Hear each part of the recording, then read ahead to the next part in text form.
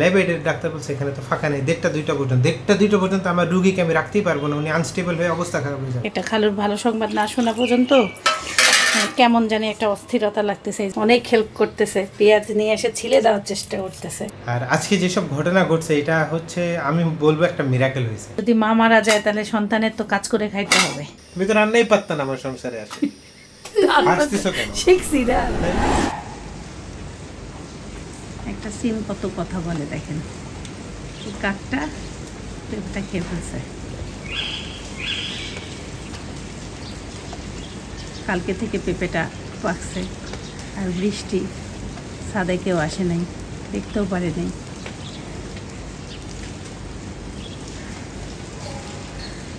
সকাল সকাল হাসপাতাল থেকে সংবাদ আসছে আমাদের খালুর শরীরটা একটু খারাপ, অনেক খারাপ হয়ে গেছে হঠাৎ। ঈশ্বরদী থেকে ভাইয়াও আসছে, তারপরে খালাম্মা ঈশ্বরদীতে জানাইছে, সাইফানের বাবাকে আমরা জানতে পারছি মানে একটু আগে যে অবস্থা ভালো না, মানে হঠাৎ করে খারাপ হয়েছে, এখন সম্ভবত হাসপাতাল চেঞ্জ করতে হতে পারে। এখন যাই পরিস্থিতি দেখি, আল্লাহ যেন তাকে শিফা দান করে। কঠিন, আমরা যখন দেখা করছি তখনই তার শরীরটা খারাপ ছিল, আর গতকালকে অপারেশন হয়েছে আর কি। আঙ্কেলের হাত ভেঙে গেছিল, ডক্টর বলছে যে এত দূর উঠাইতে পারবে যদি ক্লিপিং না পিন কিছু করা যায়। তো পিনের অপারেশন হয়েছে, আলহামদুলিল্লাহ সাকসেসফুলি হয়েছে, খবর পাইছি। বাট তারপরে যে এত সিরিয়াস আজকে হঠাৎ করে হয়ে যাবে এটা আমরা কেউই ভাবিনি। নাস্তা খায় যাও না, লিফটও খোলে নাই, জানাই আমাকে, সাবধানে যাও।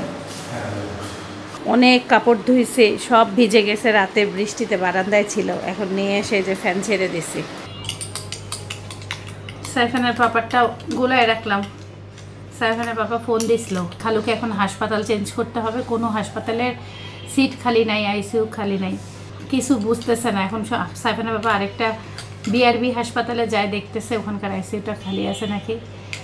আর ইতি খালাম্মা ফোন দিছিল, ইতি খালাম্মাও যাচ্ছে দেখা করতে। কেমন জানি অস্থির লাগতেছে, কাজ করতে মন চাচ্ছে না। আর সাইফানকে রাস্তা দিব, তাও বসে আছি এতক্ষণ থেকে, অনেকক্ষণ ও যাওয়া তাও 1-1.5 ঘন্টা হয়ে গেছে। আমার একদম কিছুই ভাল লাগতেছে না। আল্লাহ যেন সুস্থ করে, ভাল লাগতেছে না, কেমন জানি না অস্থির লাগে। দেখি নাস্তা গরম করে দিয়ে দিই ছেলেটাকে। যখন বৃষ্টি আসবে না, এই ছাতার এখানে রান্না করবা, এখানে গরম উঠবা, এখান থেকে সে কি বানায় আর রান্নাঘরে আমাকে দিয়ে যায়। স্কুলের অনুষ্ঠান হবে সিলভার জুবলি, সেটাও সে আমাকে লাগাই দিছে। আবার দেখেন এখন আমাকে বলতেছে রান্নাঘরে বৃষ্টি আসলে এখানে মাথা দিয়ে দাঁড়াবা, ছাতা বানাইছে কি সুন্দর করে, পরে মেঘ আকাশ সবই আছে। আমি এইভাবে রান্না করব। রান্নাঘরে কি বৃষ্টি আসে? বসেই আসে, জানালা দিয়ে আসবে। এই দরজায় একদম ভরায় ফেলছিল, পরে অনেকগুলো তুলে ফেলছি। আমাদের বাসায় সব দরজায় এই অবস্থা হয়েছে। আর কালকে মিঠু বানাইছে, সেই মিঠুটাকে এখানে রেখে দিছি, খুব সুন্দর লাগছে। আজকে আবার সে তুলা দিয়ে কি বানাচ্ছে। বেডরুমের দরজাতেও আছে অনেক কিছু, ভালোই লাগে দেখতে। এটা তো আগের স্কুলে কাবা বানানো শিখাইছিল। তারপরে এই যে হাঁসের বাচ্চা না, এটা রংধনু সাইফান নিজে নিজে হাত বানাইছে, হাতও বানায় পাও বানায়, যা মন চাই। হ্যাঁ, পা আম্মু একটা রেখে দিছি জানো আলমারিতে। সাইফানকে দিয়ে করলা আনাইলাম 1/2 কেজি। সাইফানের বাবা বলে গেছে খিচুড়ি রান্না করিও। এখন দাঁড়াও, দুধের শটটা তোমাকে দিয়ে, একটা কাপ নিয়ে আসো। দই বানাবো, দুধটা হচ্ছে ঘন করে নিলাম। রাতে একবার জাল দিয়ে রেখে দিছিলাম, এখন একটু বেশ কিছুক্ষণ জাল দিলাম। 1 কাপ নাও, কাপ আনাও। দুধ সর পছন্দ সাইফানের, হাত দিয়ে নাও। এটা মালাই চা সর হয়েছে। দাঁড়াও, সকালে আরেকটা শট ছিল, তোমার আম্মু খেয়ে নিছে। একটু দুধও খাও, 1 কাপ দুধও খাও। পাশে এগুলো দাও, এগুলো পুরোপুরি। খিচুড়ি রান্না করব, রোদের যে হিট, প্রচুর গরম। না, খিচুড়ি করব না, ভাত ভাত ভাত ভাত বাঙালি খাবার ভাত। 1/2 কেজি করলা 50 টাকা। সাইফান অনেক হেল্প করতেছে, পেঁয়াজ নিয়ে এসে ছিলে দেওয়ার চেষ্টা করতেছে।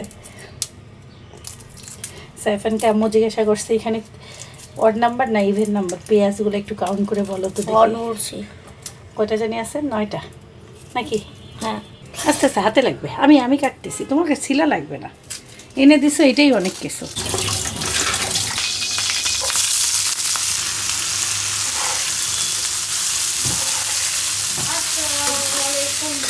ওয়ালাইকুম আসসালাম।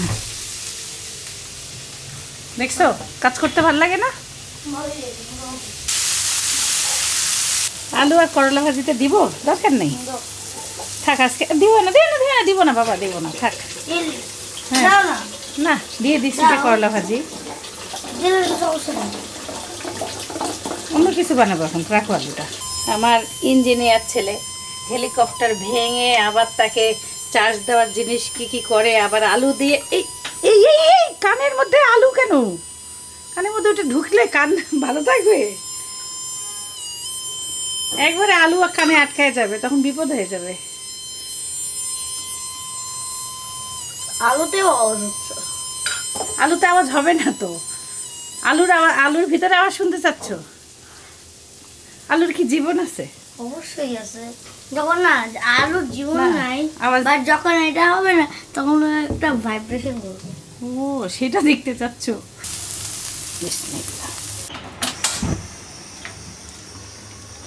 এই রোদ দেখে খিচুড়ি রান্না করলাম না, এখন একদম কালো মেঘ হয়ে গেছে, কি অবস্থা আকাশের। থাক, কালকে রাতে কেউ খায়নি, ওই যে সাইফানের বাবা কাবাব আনছিল, ভাত আছেই ধরা, রান্নাও লাগবে না।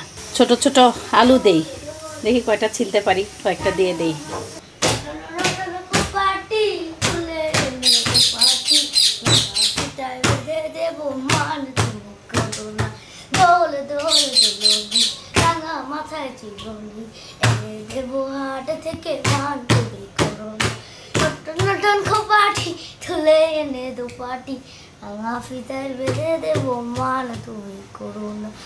চেয়ে দেখো ডালিম ফুলে ওলই জমেছে মো, বহু কথা করা ডাকছে পাখি কয় না কথা বউ। চেয়ে দেখো ডালিম ফুলে ওই জমেছে বউ, বহু কথা ডাকছে পাখি কয় না কথা বউ। ঝুমঝুমি মল পায়েতে গয়না সোনার গায়েতে, আরো দেব না কেন লোকমান তুমি করো না। দোল দোল দোলনি রাঙা মাথায় চিরনি এনে দেব হাট থেকে মান তুমি করো না। যাদের সাথে নিত্য রাতে দাঁড়ায় কথা কয়, আপন জানা বড় হইলে তাও কি প্রাণের হয়। যাদের সাথে নিত্য রাতে দাঁড়ায় কথা কয়, আপন জানা বড় হইলে তাও কি প্রাণের হয়। একটুখানি হাসো না, কাছে এসে বসো না, কিনে দেব রেশমি চুড়ি মান তুমি করো না। দোল দোল দোলনি রাঙা মাথায় চিরনি এনে দেব হাট থেকে মান তুমি করো না। নটন নটন খোপাটি তুলে এনে দো পাটি রাঙা ফিতায় বেঁধে দেব মান তুমি করো না, মান তুমি করো না। মা ছেলে হুড়াহুড়ি করে কাপড় তুললাম, একদম বারান্দা সব ভিজে গেছে। কি জোরে বৃষ্টি আসছে, সারাদিন একবার বৃষ্টি আসে একবার বৃষ্টি যায়। কালকে 3টা চাদর ধুয়ে দিছি, শুকাইছে মোটামুটি, একটু ভিজা ভিজা আছে, শ্যামশ্যামা আছে।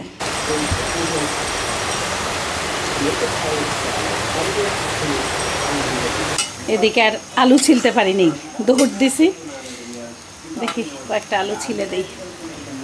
এই দেখেন বুড়া খিদা খিদা করতেছে, ফল দিতে চাইছি, সে ফল খাবে না, দেখি একটা স্যুপ লুডুস দেই। বাহিরের দেশে গেলে এই নুডলসগুলো কি যে স্বাদ লাগে।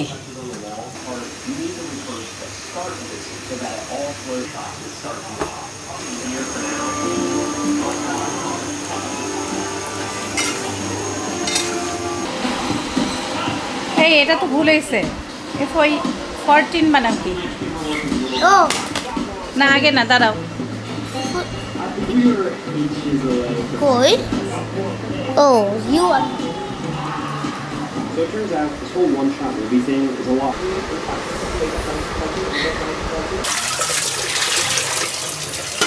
সাইফানের পাপা ফোন দিছিল, খালুকে হাসপাতালে নিয়ে যেতে পারছে। এখন ওখানে হলো পেসমেকার, অস্থায়ী পেসমেকার খালুকে লাগাবে। এখন কাজ শুরু করছে, বলতেছে যদি খালুর অবস্থা একটু ভালো হয় খালাম্মাকে বাসায় নিয়ে আসবে। আমি একটু মসুর ডাল চচ্চড়ি বসাই দিলাম তাড়াতাড়ি করে।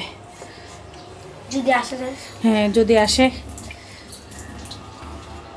আমাদেরও কেমন ভাল লাগতেছে না, কিছুই ভাল লাগতেছে না। এটা খালুর ভালো সংবাদ না শোনা পর্যন্ত কেমন জানি একটা অস্থিরতা লাগতেছে। এই যে সাইফান ওইদের এখন জ্বালানো শুরু করে দিয়েছে। মসজিদে জুম্মা, পাপাকে ছাড়া তাকে কীভাবে পাঠাবো, বলতেছি সাহস করে যাও। দইটা বসায় দেই, বিসমিল্লাহ।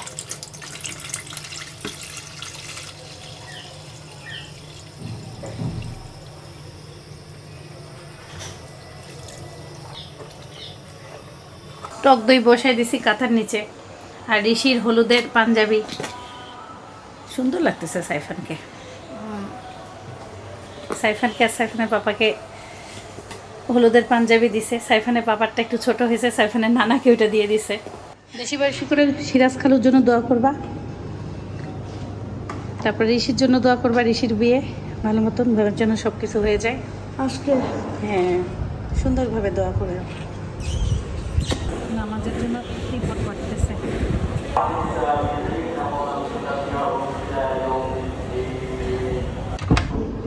আসসালামু আলাইকুম। একা একা নামাজ পড়তে কেমন লাগলো? সাইফানের বাবার জন্য অপেক্ষা করতে করতে দেরি হয়ে গেছে, 2:45 বাজে। সাইফানকে খাবার দিয়ে দিই। আমি আর সাইফান একসাথেই একবারে ভাত গরম করে নিলাম। একটু করলা ভাজি দেই, বুড়া করলা ভাজি খাইতে চায় না। তার পাপার চিকেনে আজকে আলু দিছি, গোল গোল আলু, খুশি হয়ে যাবে সাইফানে। ডাল দিয়ে গোসলে গেছি, এই ভালো ঘেটে গেছে। না আসো আসো আসো, তাড়াতাড়ি এসো।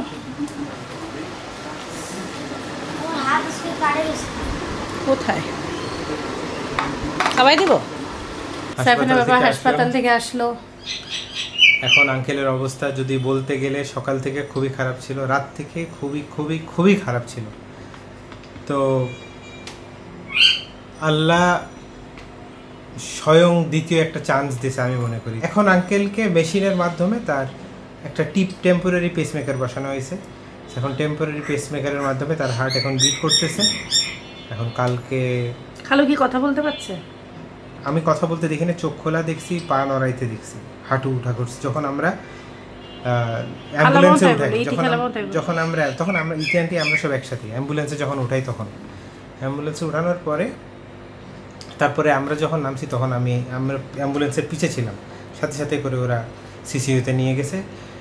শুক্রবারের দিন বাংলাদেশে যদি কেউ অসুস্থ হয় চিকিৎসা নাই, তার ভাগ্য এমনি খারাপ। হ্যাঁ, ভাগ্য খারাপ মানে ভাগ্য জঘন্য খারাপ। তারপরেও শুক্রবারের দিন আল্লাহর অশেষ রহমত একটা ডক্টর পাওয়া গেছে যে নিজে টেম্পোরারি পেসমেকারটা নিজ হাতে বসাইছে।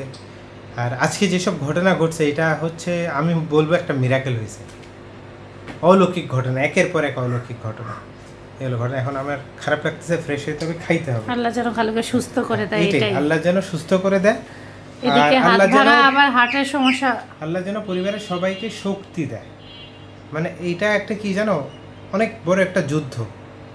যখন একটা বাবা অসুস্থ থাকে, তার ওয়াইফ মানে তার বাচ্চা কাচ্চা, তার ফুল ফ্যামিলি, কাছের পরিবার সবার ভিতরেই একটা টেনশন কাজ করে। আমাদের আব্বু যখন অসুস্থ, এই জন্যই সবসময় আমি যে সবাইকে বলি যে নিজের হেলথের খেয়াল রাখা। হয়তো আমি পারফেক্ট না, আমি হয়তো বা অনেক কিছু কম জানি বা ভুল করি, কিন্তু তারপরে আমি যে জিনিসটা চাই, আজকে আমি ডক্টরের সাথে কথা বলছি প্রায় 2 ঘন্টা।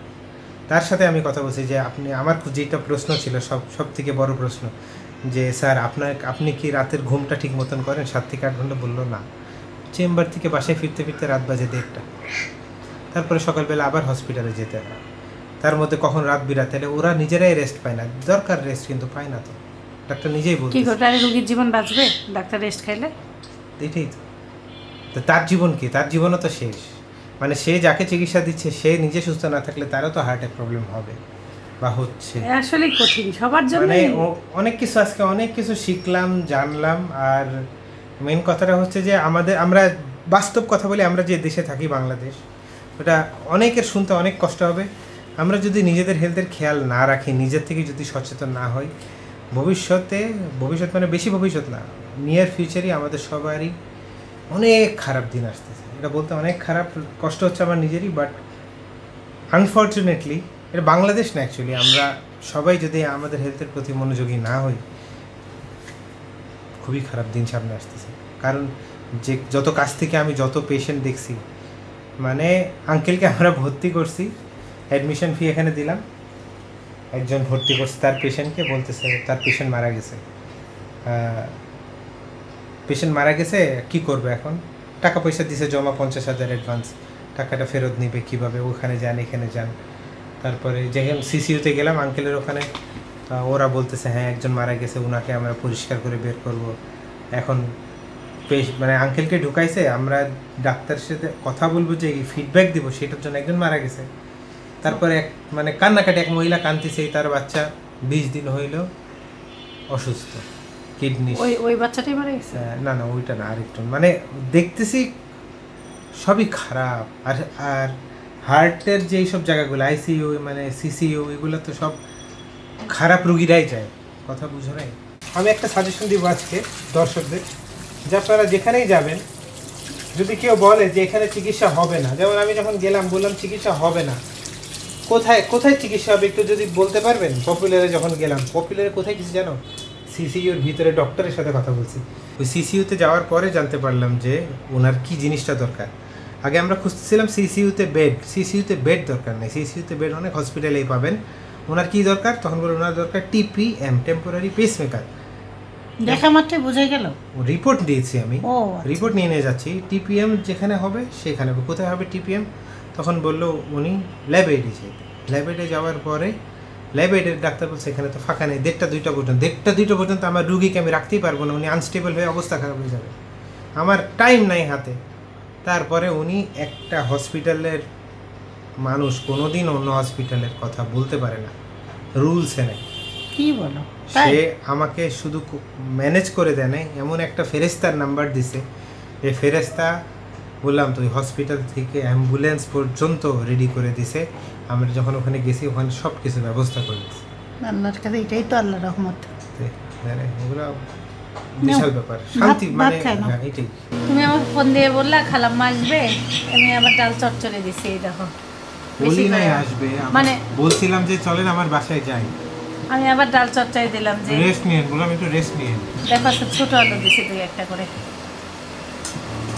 আর তো তিতা করলা, সাইফানকে দিয়ে আনাইছি করলা, 20 তিতা। সাইফান তো মুখে দিল না, আমি খাইলাম। ডাল নিয়ে, ডাল একটু ঝাল টাল দিছি, চুলার উপরে রাখছি, একটু নরম হয়ে গেছে বেশি। দই বসাইছি, কি সুন্দর জমে গেছে। 3.5 ঘন্টায়, 1:45 সময় বসাইছি, এখন বাজে 4:15। 2 বক্স বসাইছি, এই যে 2 বক্স ফ্রিজে রেখে দেবো এখন। আমাকে হঠাৎ করে বলতেছে কালকের জর্দাটা একটু দাও, ফিনিশ হয়ে গেছে জর্দা। ছেলে খাবে না, তাকেও দিছিলাম, সে এখন শেষ করছে। ভিডিও দেখে জর্দা খেতে মন চাচ্ছে। কালকে আমার একটা ভুল হয়েছে, জর্দাতে যদি একটা মালটার রস দিতাম হ্যাঁ, আরো না জুসি হয়েছে, কিন্তু যে আরো একদম পুরাই হয়ে যেত না। এটা ভিড়াই দাও তো।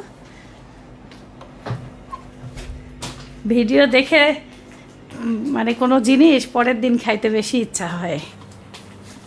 আর আমার আম্মু চলে গেছে, আমার রুটি শেষ হয়ে গেছে। মাত্র 6টা রুটি না 7টা রুটি ছিল, 2 দিন তো খাইছি। ঠেলা বুঝতেছি, আটা ছেড়লাম, এখন এই যে গোল্লা গোল্লা করতেছি। একটা কেক বসাই দিছি সাইফানের জন্য, কালকে সাইফানের স্কুলের অনুষ্ঠান আছে। ইনশাআল্লাহ যদি সবার যাওয়া হয়, সব কিছু যদি আল্লাহর রহমতে ঠিক থাকে, তাহলে এমনি তো 2-1টা ব্যাগে কিছু নিয়ে যাইতে হয়, মানে বাচ্চার সঙ্গে গেলে খিদা টিদা লাগে যদি, মানে নিজের সেফটির জন্য। তাই একটা কেক বানাচ্ছি।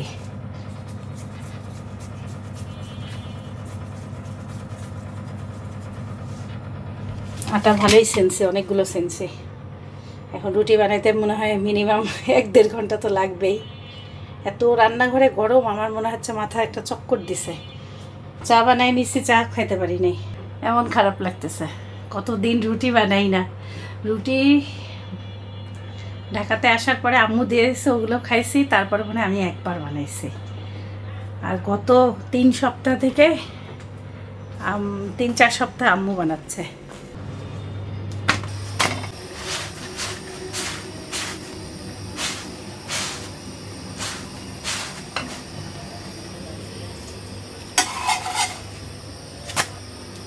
বাসায় কেক বানাইলে মাশাআল্লাহ এত সুন্দর হয়, নিজের মনের কাছে শান্তি লাগে। ভাবতেছি আর একটু পোড়াবো নাকি, পুরোপুরি হয়ে গেছে, একটু পোড়াইলে ভাল লাগে, উপরটা পোড়া পোড়া। নিজে দাঁড়ায় থেকে সাইফানকে রুটি ভাজা শিখাইলাম। যদি মা মারা যায় তাহলে সন্তানের তো কাজ করে খাইতে হবে, শিখাইতে তো হয়। সাইফান খুবই মজা পাচ্ছে, সেখানে এখানে বসায় এবার একবার করে চাপ দিচ্ছে। সাইফান রুটি সেকলো। ওরে আমি শিখছি জীবনে না, আমি জীবনে মানে সেকো, নিজেরটা সেকে খাও, দেখি তো কেমন লাগে। জীবনে সবকিছু পারা উচিত। শোনো, অসম্ভব কিছু না। হ্যাঁ, অসম্ভব না। আচ্ছা, এখন আমার কিছু হইলে তুমি কি বসে থাকবা না শুয়ে থাকবা? কাম করবা না? তখন ঠিকই কাম করবা। আর তোমার কিছু হইলে আমারও কাম করতে হবে, পৃথিবীর নিয়ম। না, আমি তোমাকে তা বুঝাইনি, মানে প্রতিটা মানুষেরই আসলে সবকিছু শেখা দরকার জীবনে। শোনো, তোমার বউ মরে গেলে তোমার খাইতে হবে না? শোনো, বউ মরা বাঁচার কথা না। এখন ধরো একটা বিপদ হইলো, এখন আমাকে তো সার্ভাইভ করতে হবে, তোমাকেও সার্ভাইভ করতে হবে। রুটি দিয়ে তো গল্প করা না, আমি গল্প করতে পারি, এটা কোনো ব্যাপার। তুমি বুঝতে হবে, তোমাকে একটু শিখাই। আমি নিজের থেকে ট্রাই করি। আচ্ছা, করো। হয়তো রুটি কি তুমি জীবনে প্রথম দিনই প্রফেশনালাইজ হও নাই? তুমি তো রান্নাই পারতা না আমার সংসারে আসে। হাসতেছো কেন? শিখছি না, তাই না? তুমি যদি শিখতে পারো অত বছর পর, তাহলে আমিও শিখতে পারবো এত বছর পর, ইনশাআল্লাহ। ইনশাআল্লাহ। ছেলেকে ট্রেনিং দিচ্ছি, বুঝছো? আমি যে এত দামি দামি ফ্রাই প্যান কিনে আনি, এগুলো কি? এগুলো সবই তো না না না, যে ইয়া ভাইয়ের গুলো বের করবো কেন? এটা খারাপ কি? বের করার দরকার নেই। উল্টা উল্টা উল্টা উল্টা এটা একটা মিউজিয়ামে রাখো। করবো, এত আস্তে ধর কি আছে? এই এটা ওই দিয়ে নেয়া। দাঁড়াও না, ইয়াটা দাও, খুন্তিটা দাও। এই না, এই যে তোমরা যন্ত্রপাতি সাইডে রাখিয়া লেকচার মারতেছো। কি লাল লাল খাবা না কি খাবা? একবারে করে আমি আমারটা খাবো, এটাই আমার। দুইটা রুটি নিয়ে নাও। আমি একটাই রুটি খাবো আজকে। তোমার ছেলেও খাবে একটা রুটি। আমার ডিনার হয়ে গেল রেডি। নিজের রুটি নিজে সেকে খাইলাম, খুব ভালো। কাল দিকে কোনো টাইম নাই। যেদিন আটাটা ছেনে রুটি বানাবো সেদিন আরো খুশি হবো। সবই পারবো। পারবো না এমন কিছু নাই। আমি কি কোনোদিন তোমাকে ছোট করে বলছি? না না, আমি তা বলি। আমি তো সবসময় তোমাকে সম্মান করি, আমার মাকে সম্মান করি, শিল্পী আন্টিকে, আমার শাশুড়িকে। আচ্ছা, আমি কি তোমাদেরকে করি না? বলতেছি তোমরা যে কষ্ট করো, আমি সবসময় অ্যাপ্রিশিয়েট করি। এই পুড়ে গেছে। ও, আই লাইক দিস। আমি আজকে শক্ত কালা কালা রুটি খাবো। আচ্ছা আচ্ছা, আগে নাও। না, তোমার পাপাকে দাও, ভাজে দেবে। দাও দাও, ওটা মচমচা করে দাও। আমাদের রাতের খাই দাই শেষ হয়ে যাচ্ছে, এই রুটি নিয়ে এই নাড়াচাড়া চলতেছে। ছেলের হাতে রুটি খাচ্ছি জীবনের প্রথম। পাল্টা পাল্টি হয়েছে, বাপেরটা ছেলে, ছেলেরটা বাপ। আমার তো বেশি মজা হবে। তা তো হবেই। কিন্তু সাইফানেরটা পুরা খাও। আর আমার কেকটা মাশাআল্লাহ খুবই সুন্দর হয়েছে। এটা সেই লাগতেছে। এটা কালকে কেকটা কেটে নিয়ে যাবো। কালকে সারাদিন আমাদের ব্যস্ততা, কিন্তু যে নার্ভাসনেসটা কাজ করতেছে, ভয় একটা কাজ, ভয়, খালুকে নিয়ে টেনশন, যে অবস্থা দেখে আসছি। আল্লাহ যেন শক্তি দেয়। এটাই ঠান্ডা করে এখন ফ্রিজে রেখে দেব। হাতও চাটতেছে ডাল খেয়ে। ডালে আজকে সরিষার তেল দিছিলাম, বুঝলা? ইনস্ট্রুমেন্টাল লেখো, এই জন্য ঘ্রাণটা অন্যরকম। সার্চে যাও। এত গরম, রুটিগুলো হাতে দেওয়া যাচ্ছে না, অথচ কতক্ষণ হইলো ভাজতেছি। রুটি বানায় রাখলে যে এত আরাম হয়, আরে আমার আর সকালে রুটি বানাইতে মন চায় না। রাত বাজে 11:15। আলহামদুলিল্লাহ, সিরাজ আঙ্কেলের কন্ডিশন এখন বেটার, মানে মোটামুটি স্টেবল বলা যায়। কালকের দিনে যে টেম্পোরারি পেসমেকারটা আজকে বসানো হয়েছে, সেটা কিছুক্ষণের জন্য খুলে চেক করবে তার পালস ফল করে কি না করে। সো কালকের দিনটা ভেরি ভেরি ভেরি ক্রুশাল। কালকে এবং পরশু দিন, next 48 hours very crucial. So সবাই প্লিজ দোয়া করবেন। আর আজকে মেনলি আমি যে হসপিটালে ছিলাম ওই হসপিটাল থেকে বিআরবি, স্কোয়ার, পপুলার, ল্যাবেড এই 4টা জায়গায় দৌড়াদৌড়ি করছি। তবে প্রবলেম কি আর পেশেন্টের কি দরকার এই জিনিসটা আইডেন্টিফাই করার পরে বিষয়গুলো ইজি হয়েছে। বাট ধানমন্ডিতে ওই টেম্পোরারি পেসমেকার বসানোর মতো হসপিটাল তখন ছিল একমাত্র ল্যাবেড এবং স্কোয়ার হসপিটাল। আর ল্যাবেড এবং স্কোয়ার দুইটাতেই সিসিইউতে বেড খালি ছিল না। আর ন্যাশনাল যেই হৃদরোগ ইনস্টিটিউট ওখানেও কোনো ফাঁকা ছিল না। তারপরে ওই যেই ল্যাবেডের যে ভাইটা নিজে খোঁজ দিছে আরেকটা হসপিটালের, তাকে মন থেকে এখন পর্যন্ত তার জন্য দোয়া আসতেছে। এবং যে ভাইয়াটা ওই হসপিটালের ওখান থেকে একটা ভালো অ্যাম্বুলেন্স পাঠায় আঙ্কেলকে ভালো করে নিয়ে গিয়ে আবার ওখানে প্রপার ট্রিটমেন্ট হয়েছে যেটা দরকার ছিল, এইটা পাওয়াতে এটাও একটা অনেক বড় একটা মানে বিশ্বাস করেন আমি এখন পর্যন্ত ওনার জন্য দোয়া করতেছি আল্লাহ যেন তার বিপদ আপদ থেকে তাকে মুক্ত করে। সব সিচুয়েশান আজকে অনেক বেশি ক্রিটিক্যাল ছিল আর কি। মানে কিছু জিনিসের এক্সপ্লেনেশন থাকে না এই পৃথিবীতে, কিছু জিনিস ভাষায় বলা যায় না। কেমন যেন আমি মাঝে মধ্যে মনে হয় যে আমি এই বিষয়ে অনেক কথা বলতে পারবো, আবার মাঝে মধ্যে মনে হয় যে I am in loss of words. মানে কিচ্ছু আমি আমার ব্রেনে করতে পারতেছে না, ওয়ার্ডসগুলো স্ট্রাকচার করে আপনাদেরকে বলবো যে গুছায় সেটা আসতেছে না, একটু ক্লুলেস লাগতেছে নিজেকে। যাই হোক, যদি সামারাইজ করি সব কিছু, সেটা হচ্ছে যে আমরা আগে যে হসপিটালে ছিলাম সে হসপিটালে আঙ্কেলের যখন গতকালকে পালস ফল করে 32-তে নেমে গেছিলো আঙ্কেলের পালস, তখন টেম্পোরারি পেসমেকার বসানো খুব দরকার ছিল। বাট সেই রাত থেকে আজকে সকাল পর্যন্ত আঙ্কেল ছিল পুরাপুরি উইদাউট ট্রিটমেন্ট। মানে উইদাউট ট্রিটমেন্ট মানে যেটা দরকার তখন সেটা হচ্ছিল না। সে একটা অ্যাক্সিডেন্ট হতেই পারতো আর কি।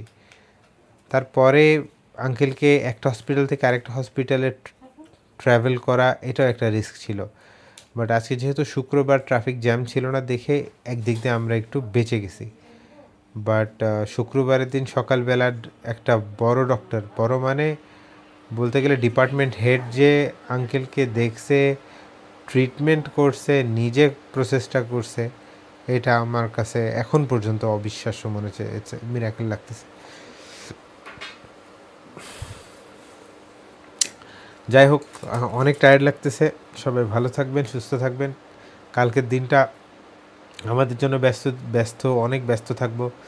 সকাল থেকে সন্ধ্যা পর্যন্ত সাইফানের প্রোগ্রাম চলবে। তবে মনের মধ্যে শান্তি না থাকলে কোনো কিছু অ্যাটেন্ড করে শান্তি পাওয়া যায় না। সবাই ভালো থাকবেন, সুস্থ থাকবেন, নিজেদের খেয়াল রাখবেন, নিজেদের বাবা মার, পরিবার সবার খেয়াল রাখবেন, আমাদের জন্য দোয়া করবেন। আল্লাহ হাফেজ। আসসালামু আলাইকুম ওয়া রাহমাতুল্লাহি ওয়া বারাকাতুহু। My guiding light, you are my everything, you are Muhammad. Peace be upon him.